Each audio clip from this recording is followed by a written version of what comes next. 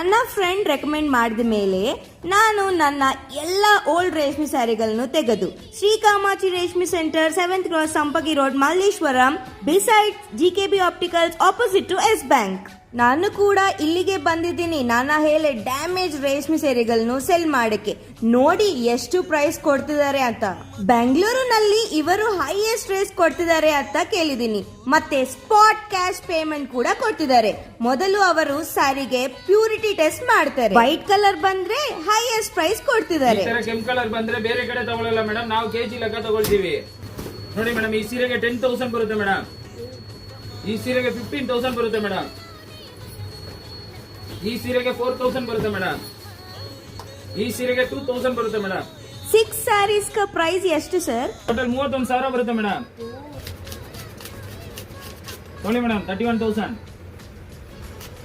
ತೊಗೊಳ್ಳಿ ಮೇಡಮ್ ತೂಕಕ್ಕೆ.